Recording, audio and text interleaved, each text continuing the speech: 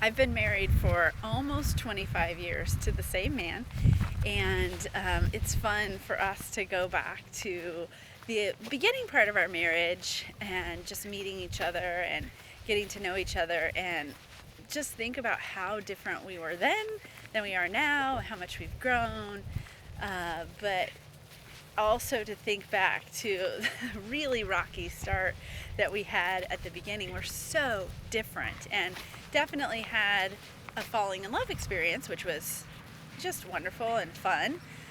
It wasn't too long into our relationship. It was actually really around the time of our engagement that a couple of things started happening that I didn't quite understand. I came up from a family that was very talkative and loud, and if we had a problem with each other, we told each other and we argued it out. And he came from a family that was more quiet, and so he was a more quiet person. I had never been around anyone quite like him, and I remember being at the mall, I think for some reason we were at the shopping mall and walking around, and he just wasn't talking, and I was like, what's going on? I've never been around anybody that just doesn't talk. Everybody I'm around actually says something, talks, and engages. So it was a really different kind of experience for me. Kind of confusing, didn't really understand it, but grew to understand that this was kind of the way he is. He would go into places of not talking very much and just being quiet. So we brought it up with our pastor, who was doing our premarital counseling, and he helped us understand just how we're different people, and learning how to be together and accept each other, and learning how to love each other and not push our agenda on each other has been a 25-year journey. And I'm sure there's much, much more to come. My name is Monica Maurer, and I am a licensed therapist. I'm also the director of the Center for Transformation Institute.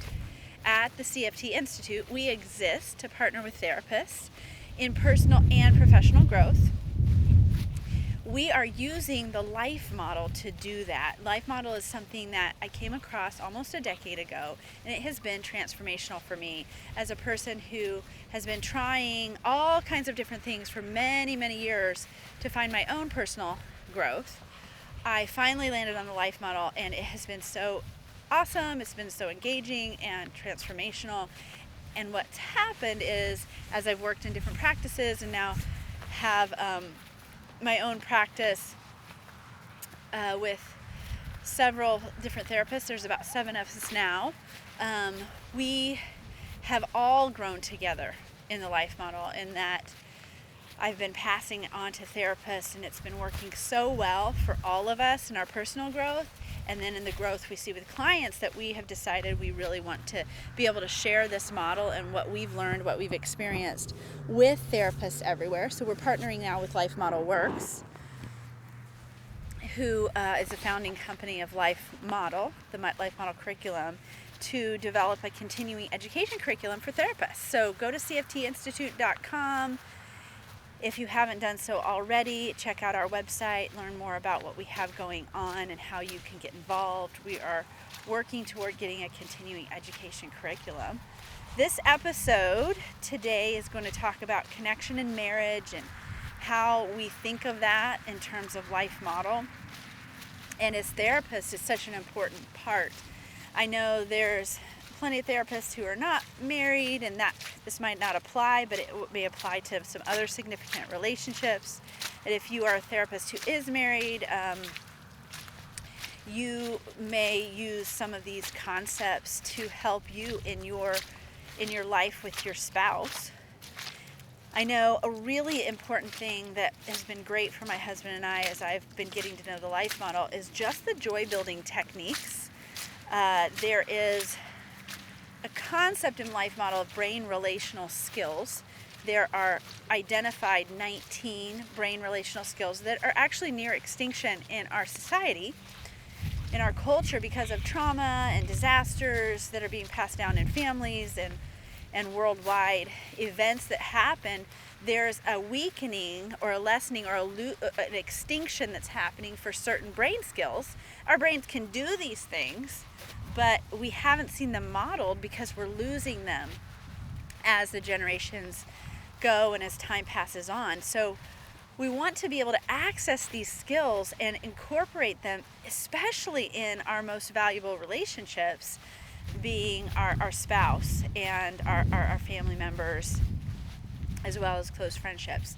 So some of these skills have to do with joy, appreciation, bonding, either in 2-person relationships or in 3+ relationships. And the marriage is a 2-person relationship where there's a back and forth going on in that dyad that's really valuable. We know that the family bond's the strongest bond that exists, but the family bond is made up of 2-person bonds. And so as a married couple, your relationship is the foundation of the family. And if that relationship is suffering, if you're not using skills to become stronger in your connection, then the family is going to suffer, the unity of the family. And I really find that cultivating the strong bond in the dyad of my husband and myself creates a space of security for the children. So Chris Kersey has written the book Transforming Fellowship. I definitely recommend that, as well as the Thrive training that he and his wife Jen do. You can access their information on thrivingtoday.org and find out more about those things. But practicing the brain relational skills, either through storytelling or return to joy activities, I Smiles is something we talk about. There's a book also by Chris Kersey and Marcus Warner called The 4 Habits of a Joy-Filled Couple. And so that's a good one to access. They have some activities at the end of every chapter that help you be able to practice some of these skills. Physical touch is important. There's some heart-to-heart holding, some helping to quiet together so that you can get to a place of calm and peace and restore the bond. Quieting together is actually the birthplace of bonding, so that's pretty fabulous. And so learning how to not just be quiet, silent, which is what my husband was more comfortable with at the beginning of our marriage, but actually sitting with one another and letting our bodies quiet down in each other's presence, calm the anxiety, calm the fears, calm any emotion that's coming up, and then just being able to sit there and let our bodies kind of synchronize with one another is vital to the bond being replenished and restored. Learning how to return to joy after a conflict. It's a skill. It's something that's really complicated and difficult. And in marriage, there's going to be conflict. And that brings me to the next point, and that is, in our marriages, we really want to work toward not exploiting each other's weaknesses. I know it's very common for us to say, I know you better than you know yourself. You're not seeing yourself the way I do. And I think Life Model would say, hey, let's look at this in terms of being tender to the weaknesses of others. It's not that we don't bring up each other's weaknesses.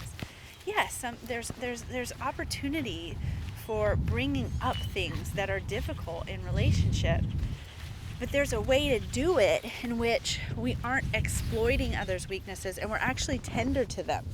We're not looking down on someone because of the weakness they suffer with. We're actually having compassion toward them, even though they struggle with a certain thing, even if they don't know they struggle with that thing, even if that's not something that they're as aware of and that they need to be kind of prompted in. So it's an interesting thing, as Life Model talks a lot about giving healthy shame message, not toxic shame message. Toxic shame is there's something wrong with you, where healthy shame is you're not acting like yourself. This is who you are. Sometimes I've been known to say to my husband, where did my husband go? This is not like him. This is not like my husband who I love and have deep connection with. and it helps him to kind of adjust himself. And you may say the same thing to me. What happened?